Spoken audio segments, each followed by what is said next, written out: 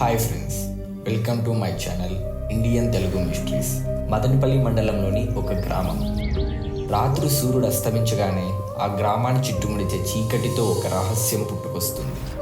శ్రీ నల్లవీర గంగాభవాని దేవాలయం చుట్టూ ఉన్న ఈ రహస్యం గురించి చెబుదామంటే నిజంగానే గుండెల్లో ధైర్యం కావాలి. ఏమిటా భయంకర శబ్దాలు? ఎవరు కనిపించారు?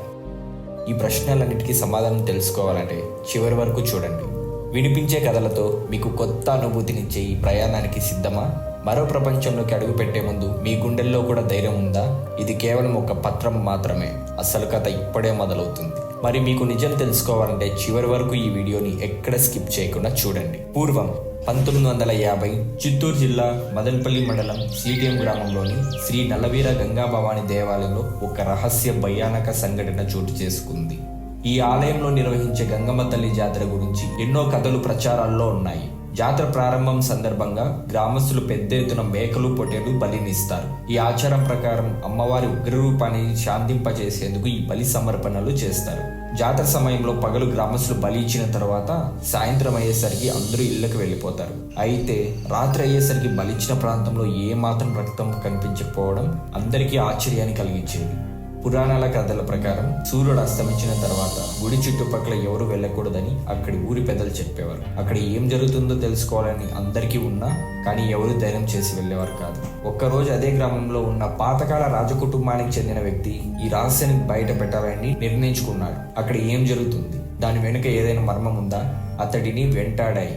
జాతర 3వ రోజు రాత్రి సాయంత్రం అయ్యేసరికి అన్ని పూజా కార్యక్రమాలు ముగిసిపోయాయి. గ్రామస్తులు అందరూ ఇళ్లకు వెళ్ళిపోయారు. అతడు ఎవరికి చెప్పకుండా ఆలయం దగ్గర దాక్కున్నాడు. సూర్యుడు అస్తమించడంతో చీకటి పూర్తిగా వ్యాపించి ఆ ప్రాంతం అంతా నిశ్శబ్దంగా మారిపోయింది.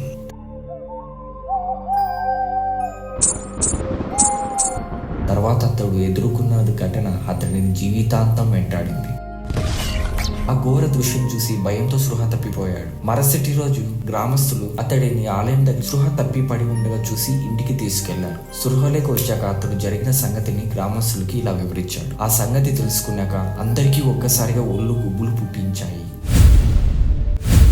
నేను ఆలయం బయట నిలబడి పరిసరాలు గమనిస్తున్న వేళ ఒక్కసారిగా గుడిలో నుంచి భయంకర శబ్దాలు వినిపించాయి. వెంటనే నేను ఆలయ ద్వారం వైపు చూశాను. ఆ ఆకారాన్ని చూసి ఒక్కసారిగా నా గుండె 1000 రెట్లు కొట్టుకోవడం మొదలైంది. శరీరం అంతా చెమటలు నిండిపోయాను. ఆలయంలో నుంచి ఒక శక్తి ఉగ్ర రూపంతో ప్రత్యక్షమైంది. ఆమె రూపం అగ్ని స్వరూపంగా ఉంది. కళ్ళు అగ్ని జ్వాలలా దహిస్తున్నాయి. నల్లవర్ణ దేహం, నరముండలి కటాహారం, ఖడ్గాలు ఆమె ఒంటిపై మెరుస్తున్నాయి. తన విస్తారమైన 4 బయటకు చాపి ఆలయం ముందు ఉన్న రక్తాన్ని తాగడం ప్రారంభించారు. ఆమె మరెవరో కాదు, మన అమ్మల కన్నా అమ్మ శ్రీ నల్లవీర గంగాభవాని.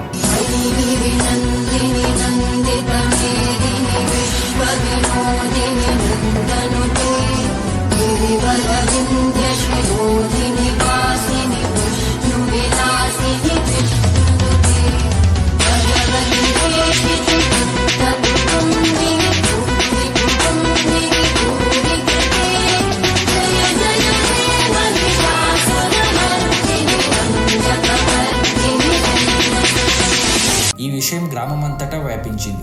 అందరిలో భయభక్తులు పెరిగాయి. ఆగండి, అప్పుడే అయిపోలేదు. అమ్మవారు రక్తం తాగాక ఎక్కడికి వెళ్తారో తెలుసుకోవాలంటే పార్ట్ 2 అని కామెంట్ చేయండి. ఇలాంటి మరెన్నో రహస్య కథల కోసం మా ఛానల్ని ఇప్పుడే లైక్, షేర్, కామెంట్ మరియు సబ్స్క్రైబ్ చేసుకోండి. Thank you.